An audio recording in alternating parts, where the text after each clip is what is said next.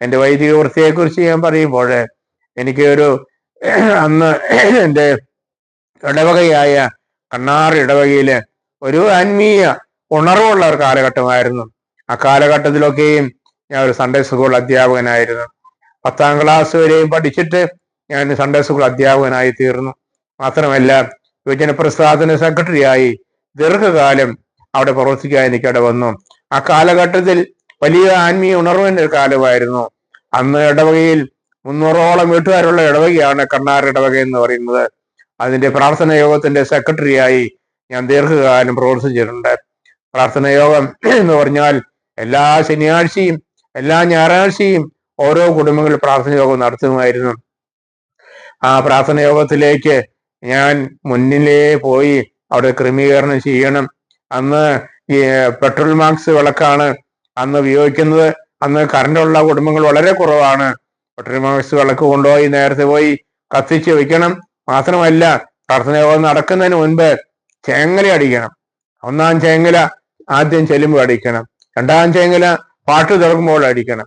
3ാം ചേങ്ങല പ്രസംഗം തുടങ്ങുമ്പോഴും അടിക്കണം. അങ്ങനെ ഇതൊക്കെ ചെയ്യേണ്ടത് സെക്രട്ടറിയുടെ ഉത്തരവാദിത്തമാണ്. അങ്ങനെ ദീർഘകാലങ്ങൾ യുവജന പ്രസ്ഥാനത്തിന്റെയും പ്രാർത്ഥന യോഗത്തിന്റെയും സെക്രട്ടറിമാരായിരുന്നു. കൂടാതെ ഇടവകയിലെ ഒരു വലിയ ലൈബ്രറി ഉണ്ടായിരുന്നു. ധാരാളം പുസ്തകങ്ങൾ, ക്രിസ്തീയ കുടുംബമുള്ള പ്രാർത്ഥനയുടെ ഒക്കെയും പുസ്തകങ്ങൾ ആ ലൈബ്രറിയിൽ നിന്ന് ഞാനായിരുന്നു. അങ്ങനെ പ്രാർത്ഥനാ യോഗത്തിലും യൂത്ത് ലീഗിലും സൺഡേ സ്കൂളിലും ഒക്കെ ഒരുമിച്ച് തന്നെ ആ കാലഘട്ടത്തിൽ പ്രവർത്തിച്ചിരുന്നതിനാൽ എനിക്ക് ആത്മീയമായി കുറെ താല്പര്യമുണ്ടായിരുന്നു. അങ്ങനെ ഇരിക്കുന്ന ഒരു സമയത്താണ് ഞാൻ ഈ മലങ്കര സഭയിലെ ഏറ്റവും പ്രധാനപ്പെട്ട ഒരു പ്രസ്ഥാനമായിരുന്നു ശ്ലീബാദാസ സമൂഹം. അനേക അക്രൈസ്തവരെ ക്രൈസ്തവരാക്കി തീർത്ത ഒരു പ്രസ്ഥാനം. അന്ന് ആ പ്രസ്ഥാനത്തിന്റെ എല്ലാമായിരുന്ന ഒസ്താസ് തിരുമേനി ഈ സഭയിലെ അനേക ആളുകളെ ക്രിസ്തുമതത്തിലേക്ക് ചേർത്ത തിരുമേനിയാണ്. അപ്പൊ അതിന്റെ പ്രസ്ഥാനം എന്ന് പറയുന്നത്, അതിന്റെ തലസ്ഥാനം, ഹെഡ് ഓഫീസ് എന്ന് പറയുന്നത് കർമേൽ ദറായിലാണ്. ആ പ്രവർത്തനയെക്കുറിച്ച് എനിക്ക് വളരെ താല്പര്യം തോന്നി, വളരെ സന്തോഷം തോന്നി. എനിക്ക് അതിൽ പ്രവർത്തിക്കണമെന്ന്. അനേക പ്രവർത്തകർ അതിലുണ്ടായിരുന്നു. കാരണം ഈ സഭയിലേക്ക് ചേർന്നവര് പുതുക്രിസ്ത്യാനികൾ എന്നാ പറയുന്നത്. അപ്പൊ അവര് പാവപ്പെട്ടവരാണ്, വളരെ പാവപ്പെട്ടവരാണ്. ആ പാവപ്പെട്ടവരുടെ ഇടയിൽ പ്രവർത്തിക്കാൻ അനേക വേലക്കാരെ ആവശ്യമായിരുന്നു. അന്ന് ആ വേലയിൽ കണ്ടിട്ട് അതിനെക്കുറിച്ച് ഞാൻ അറിഞ്ഞിട്ട് എനിക്ക് അതിൽ പ്രവർത്തിക്കണമെന്ന് താല്പര്യം തോന്നി. അങ്ങനെ ഞാൻ എനിക്ക് പരിചയമുള്ള ഒരു ശ്ലീബാദാസ പ്രവർത്തകനെ കണ്ട് കാര്യങ്ങൾ പറഞ്ഞു. അദ്ദേഹം പറഞ്ഞു, തീർച്ചയായിട്ടും സന്തോഷത്തോടെ ഞങ്ങൾ സ്വീകരിക്കുന്നു എന്ന് പറഞ്ഞ് അദ്ദേഹം എന്നെ ക്ഷണിക്കുകയുണ്ടായി. പിന്നീട് ദിവസങ്ങൾ കഴിഞ്ഞു, മാസങ്ങൾ കഴിഞ്ഞു. അങ്ങനെ ഇരിക്കുമ്പോഴാണ് ഒരു ദിവസം എനിക്കൊരു കത്ത് കിട്ടുന്നത്. ആ സെക്രട്ടറി ഫിലിപ്പോസ് അച്ഛന്റെ ഒരു കത്ത്. പ്രിയനെ, താങ്കൾക്ക് താല്പര്യമുണ്ടെങ്കിൽ ഈ പ്രസ്ഥാനത്തിലേക്ക് കടന്നു വരുവാൻ താല്പര്യമുണ്ടെങ്കിൽ കർമ്മേദേറായിൽ എത്തിച്ചേരണമെന്ന് പറഞ്ഞു. എനിക്ക് വളരെ സന്തോഷം തോന്നി. ആ കത്ത് കിട്ടിയപ്പോൾ ഞാൻ അപ്പനോട് പറഞ്ഞു, അപ്പൊ എനിക്ക് ഇങ്ങനെ പോകണം. പക്ഷെ അപ്പൻ സമ്മതിച്ചില്ല. കാരണം ഞാൻ പോയി കഴിഞ്ഞാൽ വീട്ടിലെ ജോലികളെല്ലാം ആര് ചെയ്യും, ആര് സഹായിക്കും? അപ്പം പറഞ്ഞു പോകണ്ടെന്ന്.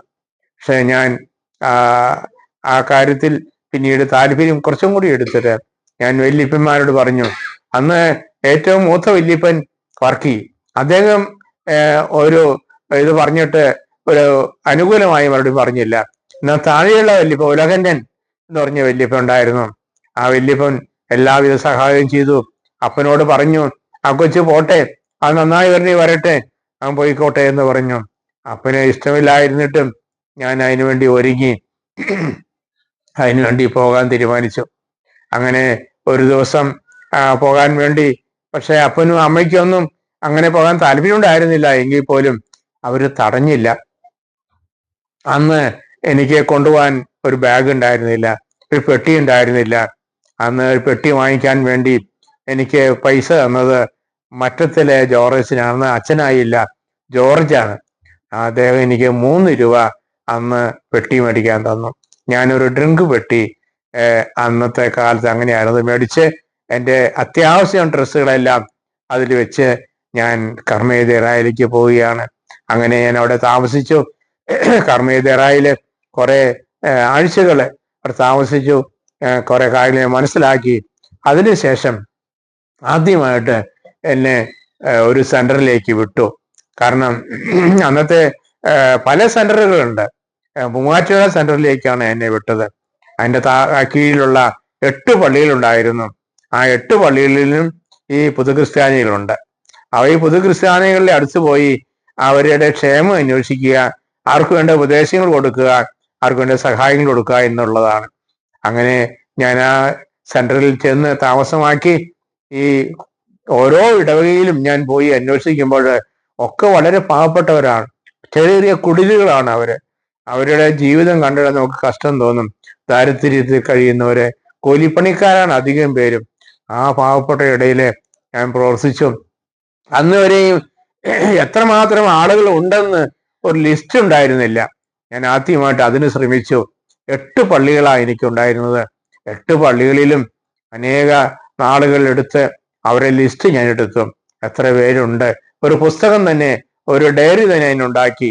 അവരുടെ കുടുംബങ്ങൾ, അവരുടെ വീട്ടുപേര്, അവരുടെ മക്കള്, അവരുടെ ജോലി, അവരുടെ സാമ്പത്തിക ശേഷി, ഇതെല്ലാം ഒരു ലിസ്റ്റ് ഉണ്ടാക്കി മനോഹരമായ ഡയറി അന്ന് ഞാൻ അതിൻ്റെ സെക്രട്ടറി ആയിരുന്ന ഫിലിപ്പോസ് അച്ഛനെ ഏൽപ്പിച്ചപ്പോൾ അദ്ദേഹം സന്തോഷത്തോടെ അത് പറഞ്ഞു, ഇന്ന് വരെ ആരും ചെയ്യാത്തൊരു കാര്യമാണ് പ്രിയൻ ചെയ്തത്. വളരെ സന്തോഷമായി. അദ്ദേഹം എനിക്ക് അന്ന് ഞങ്ങൾക്ക് ചെറിയ ടി എ ഉണ്ട് ഈ പ്രവർത്തിക്കാൻ. എനിക്ക് കുറച്ചുകൂടി ടി എ കൂട്ടി തന്നു, പൈസ കൂട്ടി തന്നു.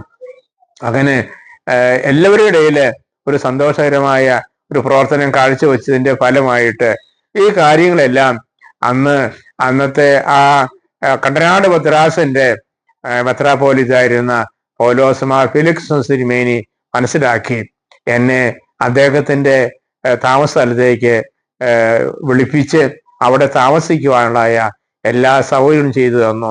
പ്രമാടം തയ്യാറാലായിരുന്നു തിരുമേനി താമസിച്ചുകൊണ്ടിരുന്നത്. എല്ലാ ദിവസവും വൈകുന്നേരം തിരുമേനി അവിടെ വരും. പകൽ അദ്ദേഹം മൂവാറ്റുപുഴ അരമനയിലേക്ക് പോകും. എന്നെ ആ അരമനയിൽ പ്രമാടം തയ്യാറായാൽ താമസിപ്പിച്ചു. അവിടെ നിന്ന് ഞാൻ പ്രവർത്തനം തുടങ്ങി. എല്ലാ ഇടവകളിലും ഇങ്ങനെ ഓരോ ദിവസം ഇങ്ങനെ പോയിക്കൊണ്ടിരിക്കും. അങ്ങനെ പ്രവർത്തിച്ചുകൊണ്ടിരുന്ന ഒരു സമയത്താണ് തിരുമേനിയുടെ 60-ാം വാർഷികം വരുന്നത്. അപ്പോ ഷഷ്ടി പൂർത്തി. അപ്പോൾ അതിനോട് ചേർന്ന് പർവ്വത്തുള്ള ഒരു സെമിനാരി കെട്ടിടം വെറുതെ കിടക്കുകയാണ്. സ്കൂൾ കെട്ടിടമായിരുന്നു മുഴുവനും. ധാരാളം കെട്ടിടങ്ങൾ കിടക്കുന്നുണ്ട്. അപ്പൊ അവിടെ ഒരു ആശുപത്രി പണിയണമെന്ന് ഈ തിരുമേനിയുടെ സ്മാരകമായി 60-ാം വാർഷികത്തിന്റെ ഷഷ്ടി പൂർത്തി സ്മാരകമായി ആശുപത്രി പണിയണം. അതിനു വേണ്ടിയിട്ട് എന്നെയാണ് നിയോഗിച്ചത്. ഞാൻ അങ്ങനെ ആ പർവ്വത്തുള്ള സെമിനാരിയിലേക്ക് താമസം മാറ്റി. അവിടെ ഞാൻ താമസിച്ചുകൊണ്ട് അത് ഒരു ആശുപത്രി കെട്ടിടമാക്കി തീർക്കുവാൻ വേണ്ടി ശ്രമിച്ചു. ധാരാളം ജോലിക്കാര് അവിടെ പണിയെടുപ്പിച്ചു, മുറികൾ തിരിച്ചു, ഒരാശുപത്രിക്ക് വേണ്ടതായ എല്ലാ സൗകര്യങ്ങളും അവിടെ ഒരുക്കി. അങ്ങനെ ആശുപത്രി തുടങ്ങി. ആശുപത്രി തുടങ്ങിയിട്ട് പിന്നീടും ഞാൻ കുറെ കാലങ്ങൾ അവിടെ താമസിക്കുകയുണ്ടായി. അത് എന്നെ സംബന്ധിച്ച് വളരെ സന്തോഷകരമായ ഒരു കാലഘട്ടമായിരുന്നു. ഒരു ദിവസം തിരുമേനി വന്നപ്പോൾ ഒരു സംഭവം ഉണ്ടായി. തിരുമേനി വല്ലപ്പോഴേ വരുമായിരുന്നുള്ളൂ അവിടെ നോക്കാൻ വേണ്ടിയിട്ട്. അപ്പോ ഈ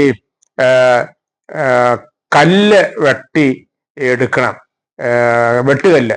പണിയുടെ ഇടയിൽ പണികൾ നടന്നുകൊണ്ടിരിക്കുകയാണ്. അപ്പോൾ കല്ല് വെട്ടുന്നതിന് ഒരു കൂലിയുണ്ട്. ആ കൂലി എത്രയെന്ന് എനിക്ക് ഓർമ്മയില്ല. എന്നിരുന്നാലും വെട്ടുന്ന ആളുകൾ പറഞ്ഞു, ഞങ്ങൾക്ക് കൂലി കൂട്ടി തന്നെങ്കിലേ ഇനി കല്ല് വെട്ടുകയുള്ളൂ, അതുകൊണ്ട് ഞങ്ങൾ നിർത്തുക എന്ന് പറഞ്ഞു. അപ്പോൾ ഞാൻ പറഞ്ഞു, നിങ്ങൾ വെട്ടി നിർത്തരുത്, നിങ്ങൾക്ക് കൂലി ഞാൻ കൂട്ടി തരാം. അന്ന് 50 പൈസയും 1 രൂപയും കൊണ്ടാണ് കൂട്ടി കൊടുത്തത്.